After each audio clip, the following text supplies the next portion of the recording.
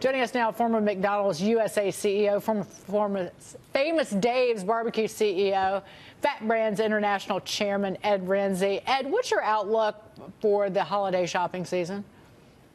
I think it's fantastic. Trump has driven this economy largely with these tax reductions, so people have got a lot more money to spend. There's a joyous attitude, too, because a lot of people are back to work. The wages are good. I think it's a good holiday season. I think it's a good economic story for the average Joe walking the street. I think it's great. So maybe the people in politics on the left need to stop talking down the economy and trying to convince everybody that things are lousy simply because they hate President Trump. Well, President Trump is clearly cheerleader in chief. You ask him how he's doing AAA. You ask him how the country's doing, it's AAA. He can't find anything wrong anywhere except for the Democrats' bad behavior on the border. So I think we ought to be optimistic. I think as all citizens, my whole family belonged to the Democratic Party. They were in the unions. Those are the people that built this great country of ours. It's time to get off their back and celebrate the hard work of men and women all across the country. And just to be clear, the quote from President Trump, because I wrote it down, from the Chris Wallace interview early in the week. Look, when he asked how he would grade things, look, I hate to do it, but I will do it. I would give myself an A+. Is that enough? Can I go higher than that? So that's the quote, which I will be using as the weekend wears on. Susan Lee has a question for you, Ed. Yeah, just about wages, Ed, because we know that this holiday shopping season, a lot of retailers have had to raise their wages. It's a tight labor market. You got to compete for workers. But what does that mean for profit margins and the bottom line?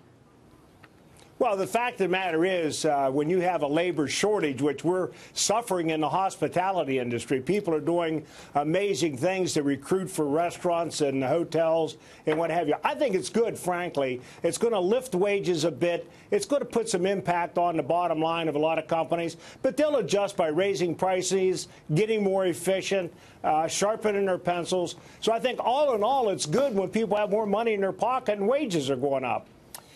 Hey, Ed, how much you mentioned, getting more efficient. How much of this is not so much labor oriented, but technology, i.e., use of point of sale technology in some of the fast food restaurants where you have a lot of expertise? Is that really the wave of the future, and is that something that's going to be a bigger and bigger part of what these companies invest in?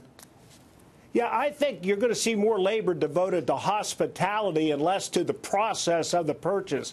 I had an experience yesterday. I drove from Jupiter, Florida, over to Sarasota for the holiday, and my wife went on the app on her phone, ordered a meal at a fast food restaurant. We pulled in, told them we were there. We didn't even know what restaurant we were going to. They had to order. It was amazing to me. Being 74 years old, it's astounding to get that level of customer service out of a little piece of electronic stuff. Hey, it's amazing. I love it. Ed, which fast food restaurant was it? Well, I went to Hurricane's Bar and Grill in Jupiter, and I stopped at McDonald's halfway over, and then went into Fat Brands to have a big Impossible Burger. You are a fast food patron, my friend. Erin Elmore has a question. Hi, good morning. How are you? So we see this Black Friday and now the uptick in sales in retail. What about in your sector, in the hospitality and food business? Well, anytime people are on the street, they're going to be buying lunch, dinner, breakfast out. The companies that provide great customer service and get people in and out and make it affordable are going to succeed.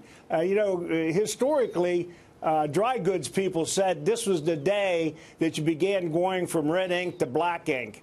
And I agree with that. This is a time when restaurants and all people in hospitality see a real uptick in their traffic. So I think it bodes well. Let's just hope the weather doesn't get in the way through December. Ed, what do you make of some of the Democrats talking about rolling back at least some of the tax cuts as they move into the new year and take over the House? I mean, it won't get done, obviously. The Republicans still control the Senate. President Trump would gladly veto that, but they still talk about it. Well, I don't understand for the life of me how anybody can talk about socialism, increasing taxes. Look at Venezuela, one of the wealthiest, beautifulest countries in South America, totally destroyed today because of leftist activity. I think that Democrats are out of their minds. There's some sensible people there, but the leadership just doesn't have any policies, practices, or future vision of what this country can do. And all they can think about is destroying Republicans. That's not going to work. The American people are not going to put up with it for the long haul. Well, Ed, this is something that I've talked about earlier in the week, that it is a left-wing fallacy that, oh, we can just tax the top 1% more and pay for all of these spending programs, all of these goodies that the people on the left talk about. If you confiscated every single dollar of adjusted gross income earned and reported by the top 1%, it would only be about $2 trillion. What does Medicare for all cost in a year? Based on the estimates, more than $3.2 trillion. So you could take every dollar that somebody had in income in the top 1%, and it still wouldn't pay for Medicare for all. It wouldn't even come close. You're too intelligent. You're too smart. You're too realistic. These people that are talking about the kinds of things of cutting these tax cuts, crumbs, they don't understand that the average guy on the street is what makes this country run.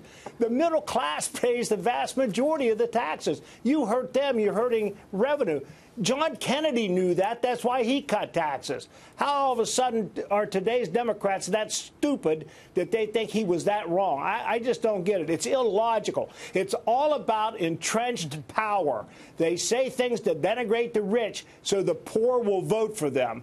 The unclean, the deplorables. It's just disgusting in their behavior. And ultimately, if you want this kind of smorgasbord of socialist policies, everybody gets taxed to their noses, taxed to their teeth. It's gas taxes, it's value-added taxes. You have people rioting in France because of these higher diesel taxes. I want to move on to this really quickly. Fast food restaurants are hosting hiring parties because they're having such trouble like bringing people in because unemployment's the lowest in almost 50 years. What do you think of these companies beefing up their efforts, Ed? Well, I think it's intelligent. You got to create teams. It's interesting to me that Bezos, one of the richest guys in the world from Amazon, talking about Amazon could fail in the future if you don't respect and work for the consumer. Well, the number one customers employers have are their employees. Let's celebrate them. Let's have parties for them. Let's let people know they're good places to work. I think it's exciting. We're going to have to get smarter about how we recruit. Why not? It makes the whole country better. Ed, great to see you. I expect a full report on where you ate over the weekend. All right, I'm in. Okay, Ed Rensi, take care.